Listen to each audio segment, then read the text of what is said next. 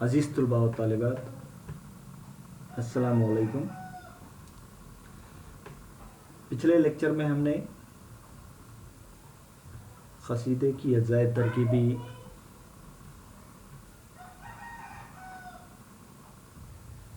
دو جز، پہلا تشبیب اور دوسرا گریز، ان دونوں کا ہم نے مطالعہ کیا تھا۔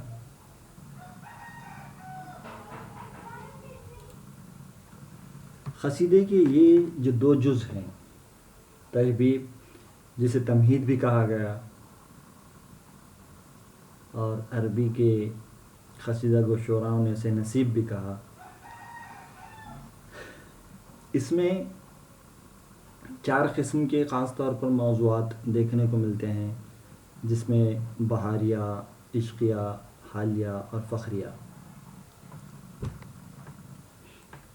ان چار موضوعات کو لے کر قصیدہ گو شعراء تشبیب کے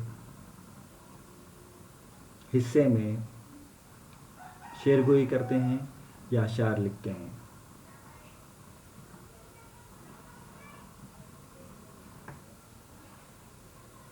تشبیب کا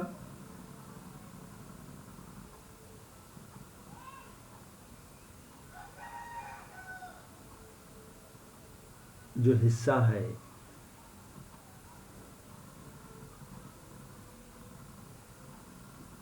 قصیدے کا، ایک ایسا حصہ ہے جو شخصیت کو یا شخصیت کی مرتبے کے لحاظ سے اشعار پیش کرنے کے لیے استعمال کیا جاتا ہے۔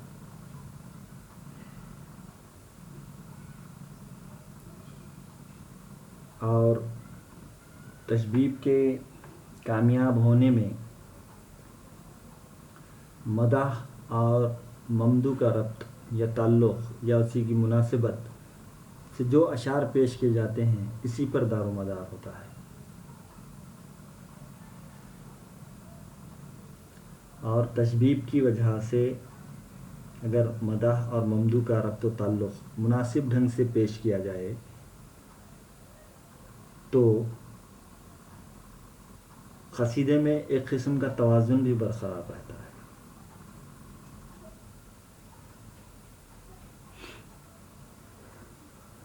تشبیب میں جو اشعار پیش کیے جاتے ہیں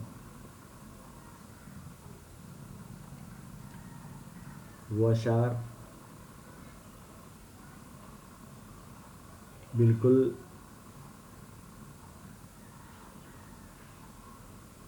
ایسے ہونے چاہیے جو ممدوح کی شخصیت کو واضح کر سکیں یا اس سے ان کا کچھ نہ کچھ تعلق ہو۔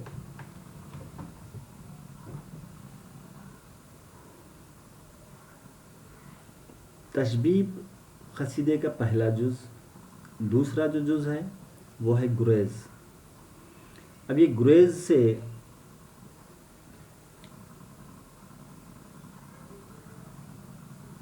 قصیدہ گو شاعر اس گریز کے ذریعے تشبیب کے حصے سے مدح کی طرف جانے کے لیے جو کڑی کا استعمال ہوتا ہے وہ گریز کہلاتی ہے۔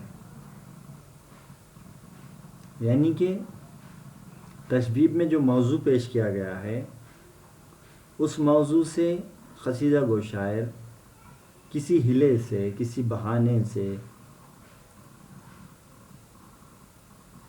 وہ جس پر قصیدہ لکھ رہا ہے اس کا ذکر چھیڑتا ہے اور پھر اس کی مدح کرنے لگ جاتا ہے۔ یہ جو کڑی ہے وہی گریز کہلاتی ہے۔ گریز کے بارے میں یہ کہا جاتا ہے کہ گریز قصیدے کی جان ہوتی ہے. یعنی کہ تمہید میں قصیدہ گو شاعر جس کسی بھی موضوع پر اشعار کہتا ہے، اب اس کو اپنے اصل عنوان کی تحت، یعنی کہ جس کی تعریف میں قصیدہ وہ لکھ رہا ہے، اس کی طرف قارئین کی توجہ مبذول کرانی ہوتی ہے، جس کے لیے وہ گریز کا سہارا لیتا ہے اور ایسے اشعار پیش کرتا ہے جس سے کسی شخصیت کا تذکرہ چھڑ جاتا ہے اور اسی شخصیت کی پھر بعد میں مدح بھی کی جاتی ہے. تو بہت اہم کڑی مانا جاتا ہے گریز کو. بات میں سے بات پیدا کرنے کا فن گریز میں بہت زیادہ استعمال ہوتا ہے. یعنی کہ کوئی بات کرتے کرتے اس میں قصیدہ گو شاعر تشبیہ میں ذکر کرتے کرتے ممدوح کی طرف چلا جاتا ہے جس کی وہ مدح کرنا چاہتا ہے. تو وہ یہ جو اشعار کا حصہ کہلائے گا وہ گریز کہلائے گا. اب اس کے بعد تیسرا جو قصیدے کا جز ہے وہ ہے مدح. جیسا کہ مدح کے معنی تعریف کے ہیں، بڑھائی کرنے کے ہیں.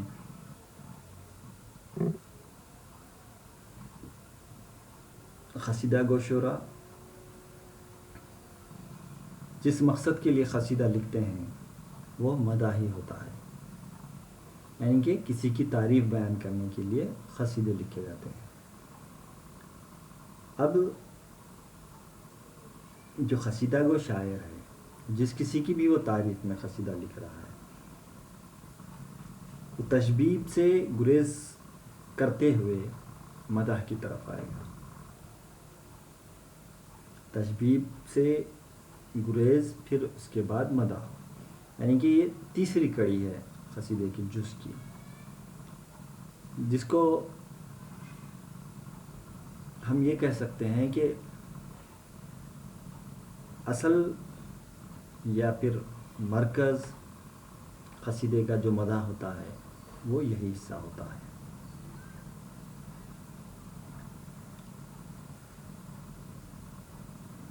شاعر ممدوح کی تعریف و توصیف کرتا ہے، اس کی شاندار، غیر معمولی اور متاثر کن شخصیت کا ذکر کرتا ہے، مبالغہ آرائی سے کام لیتا ہے اور اس کو بہت زیادہ عروج کی بلندیوں تک پہنچا دیتا ہے. ساتھ ساتھ اس میں تخیل کے بھی کئی پہلو آ جاتے ہیں.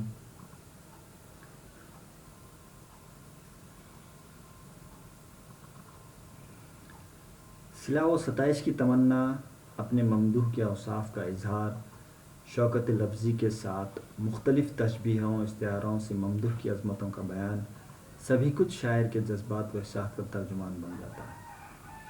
اب یہاں پہ شاعر ہر چیز کو، یعنی کہ سب چیز کو، جذبات ہیں، احساسات ہیں، پھر ممدوح کی تعریف، یعنی کہ جس کی تعریف بیان کی جائے تو اس کے عظمتوں کا بھی بیان کیا جاتا ہے، اور ان کے لیے مختلف تشبیہوں، استعاروں کا بھی استعمال کیا جاتا ہے.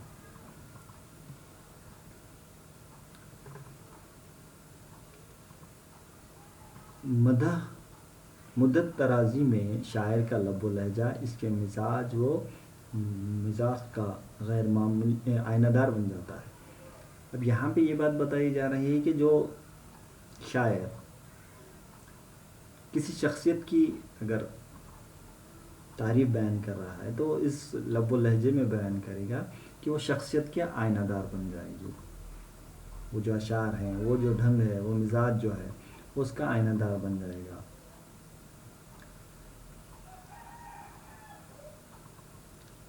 شخصیت کے مختلف پہلوؤں کو جس ڈھنگ سے قصیدہ گو شاعر یہاں اجاگر کرتا ہے، اس کے نتیجے میں یہ ہوتا ہے کہ قارئین اس سے راست طور پر متاثر ہو جاتے ہیں. قصیدے کا یہ حصہ منفرد، غیر معمولی اور قابل قدر ہوتا ہے. اب یہاں پہ قصیدے کے اس حصے کو منفرد کہا گیا ہے، غیر معمولی کہا گیا اور قابل قدر کہا گیا. یہ تینوں خصوصیات ہم کو دیکھنی ضروری ہے. منفرد یعنی کہ سب سے علیحدہ دکھنا، امتیاز ہونا دوسرے چیزوں سے.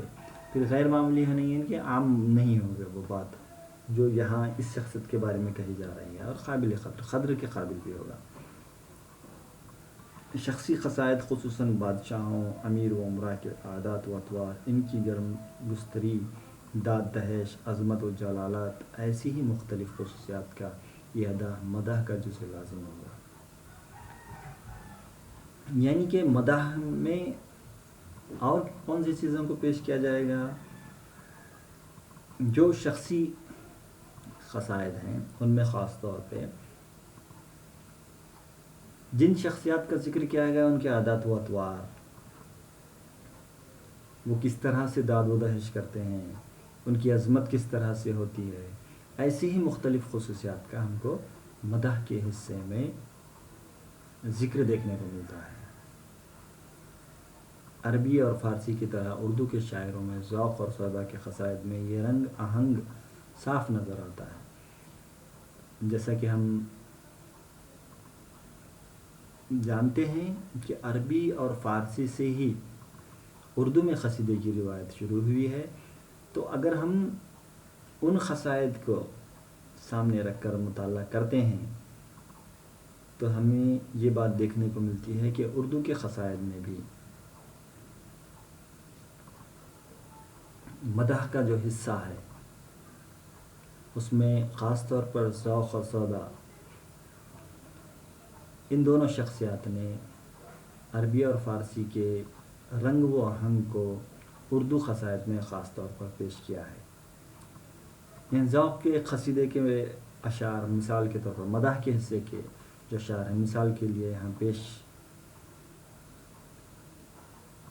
کیے جاتے ہیں.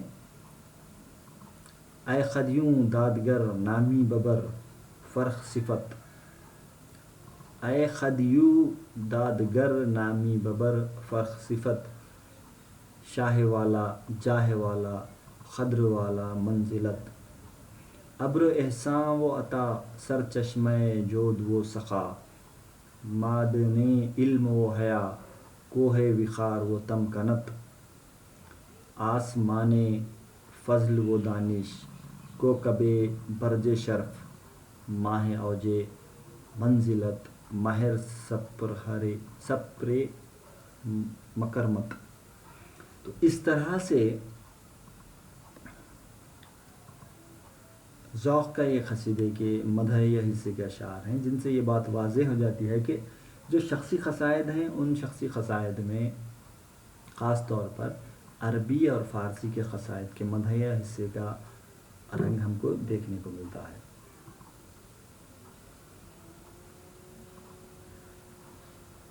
شخصی قصائد میں بزرگان دین پر بھی قصائد لکھے گئے ہیں. اور یہاں پہ اس بات کو ذہن نشین کر لینا چاہیے یا اس کو سمجھ لینا چاہیے کہ اس کا جو نہج یا طریقہ ہے مدح کے حصے کا وہ کسی بھی شخصیت پہ لکھے جائیں لیکن اس کو نہیں بدلنا چاہیے، اس کو تبدیل نہیں کرنا چاہیے. مدح میں جیسا کہ اوصاف حمیدیہ کا ذکر ہے، عظمت و بزرگی کا انداز ہے، اس طرح کی جو چیزیں ہیں، اس طرح کی جو صفات ہیں ان کا ذکر آنا ضروری ہے. لیکن نہج یا طریق جو ہے وہ نہیں بدلنا چاہیے. بھلے ہی آپ بزرگان دین کی تعریف میں قصیدہ لکھ رہے ہیں لیکن اس میں اس بات کو دھیان میں رکھ کر ہی قصیدہ لکھنا چاہیے. پروفیسر سید جعفر نے قصیدے کی روایت جو کتاب لکھی ہے اس میں انہوں نے مدح کے بارے میں بڑی اچھی بات کہی ہے. ان کے مطابق مدح میں حفظ مرتب کو ملحوظ رکھنا ضروری ہے.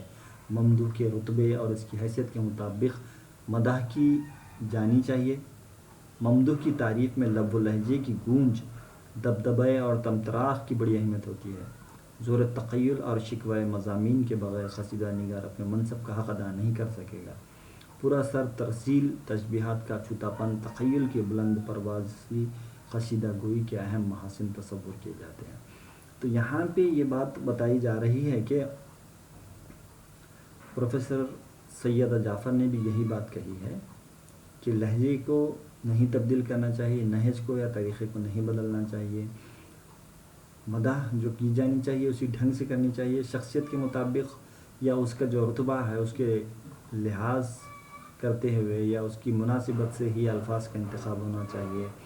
اور مدح میں تخیل، شکوہ، اگر ایسے مضامین قصیدہ کو شاعر استعمال نہیں کرے گا تو وہ اس کا حق، قصیدے کا حق ادا نہیں کر سکے گا. ایسا ایک نظریہ یا خیال یہاں پہ پروفیسر سیدہ جعفر نے پیش کیا ہے. اب قصیدے کا جو آخری جز ہے جس میں شاعر خود کے احوال کا تذکرہ کرتا ہے اور پھر عرض مدعا کے تحت داد دہش کا خواہش مند ہوتا ہے اور وہ خواہش کا اظہار کرتا ہے. یعنی کہ آخری جو حصہ ہے قصیدے کا، مدعا یعنی کہ دعا کرنا، تو شاعر اپنے احوال کا ذکر کرتا ہے اور جس شخصیت پر قصیدہ لکھا جا رہا ہے اس کے لیے دعا بھی کرتا ہے اور پھر دشمنوں کے لیے بد دعائیں بھی دیتا ہے. یہ سب کرنے کے بعد وہ شخصیت سے جس پر اس نے قصیدہ لکھا ہے یا ممدوح سے وہ چاہتا ہے کہ اسے داد و دہش ملے، اسے کچھ انعام ملے تاکہ وہ اپنی اس محنت یا اس کوشش کا کچھ ہدیہ پا سکے.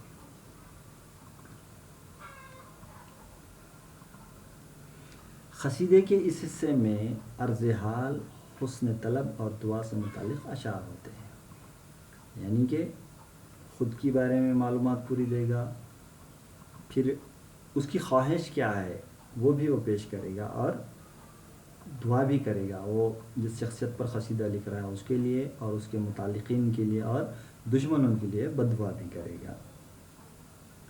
اسی لیے دیکھا یہ گیا ہے کہ یہ جو حصہ ہے قصیدے کا، مدعا کا، یہ حصہ کچھ جگہوں پر مختصر بھی دیکھنے میں آیا ہے اور کچھ جگہوں پر جامع بھی دیکھنے میں آیا ہے. اب یہاں پہ ذوق کے قصیدے کے دعائیہ حصے کے ایک قصیدے کے چند اشعار ہیں، ملاحظہ فرمائیں تاکہ آپ کو سمجھ میں آ جائے کہ شاعر مدعا میں کس طرز سے، کس ڈھنگ سے اپنی بات پیش کرتا تھا، اپنا عرض حال بیان کرتا تھا، پھر اس میں اپنا حال بیان کرتا تھا، اپنے جو طلب ہے، اس کی جو خواہش ہے وہ اس کا اظہار کس طرح سے کرتا تھا اور دعا کس طرح سے کرتا تھا. لکھے گر خامہ تیرا وصف شمیم اخلاق، لکھے گر خامہ تیرا وصف شمیم اخلاق، تو ہر ایک نقطہ ہو ایک نافع مشک تبت، منتہی ہوں نہ کبھی تیرے صفات نیکو، گر بیاں کیجیے تا حشر صفت بعد صفت، ذوق کرتا ہے دعائیہ پہ یہ اب ختم سخن، کہ زباں کو ہے نہ یارا نہ قلم کو طاقت، عید ہر سال مبارک ہو تجھے عالم میں، بشکوہ ہو حشم و جاہ وہ با عمر و صحت، خیر خواہوں کے تیرے چہرے پہ ہو رنگ نشاط اور بدخواہوں کے رخسار پہ اشک حسرت. دیکھیے ان اشعار سے ہم یہ بات اچھی طرح سمجھ پاتے ہیں کہ کس طرح سے قصیدہ کو شاعر کہہ رہا ہے کہ میں تیری صفت اگر بیان کرنے لگ جاؤں تو حشر تک بیان کرتا ہی چلے جاؤں تو بھی تیری صفات ختم نہ ہوں گے. اور پھر کہتا ہے کہ میں یہ دعا کرتے ہوئے اپنی بات کو ختم کرتا ہوں کہ ہر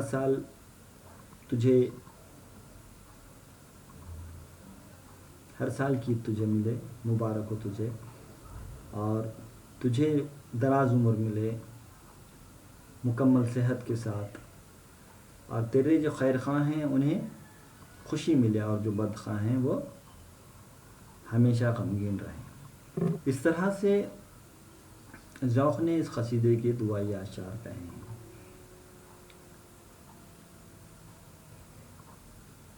اب ہم نے جو دعائیہ اشعار دیکھے اس سے ہمیں یہ بات سمجھ میں آ گئی ہے کہ کس طرح شاعر دعائیہ حصے میں عرض حال کرتا ہے، حسن طلب کرتا ہے اور دعا کرتا ہے.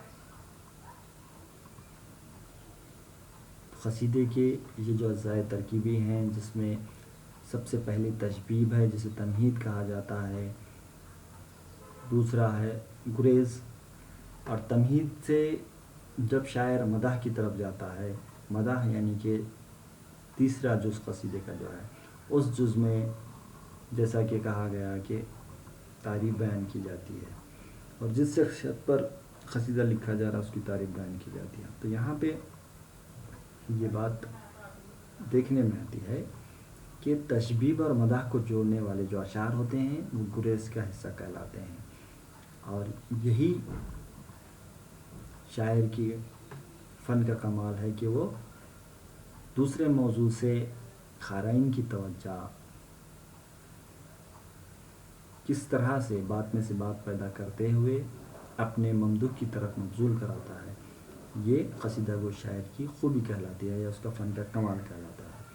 مدح میں تعریف بیان کی جائے گی، بڑھائی بیان کی جائے گی، مبالغہ سے کام لیا جائے گا، پرشکوہ زبان کا بھی استعمال کیا جائے گا، اور پھر اس کو تخیلات ہو، احساسات یا جذبات ہوں ان کو بھی یہاں پہ خوب ڈھنگ سے پیش کیا جائے گا.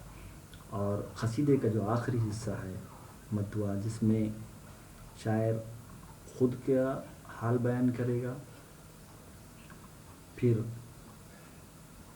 حسن طلب کرے گا اور دعا کرے گا جس پر وہ قصیدہ لکھ رہا ہے، رشتہ داروں کے لیے، متعلقین کے لیے بھی دعا کرے گا، اور آخر میں جو بدخواہ ہیں ان کے لیے بددعائیں بھی کرے گا. اس طرح سے ان چار اجزاء کے ملنے پر قصیدہ بنتا ہے، اور یہی قصیدے کے اہم اجزاء ہیں. شکریہ.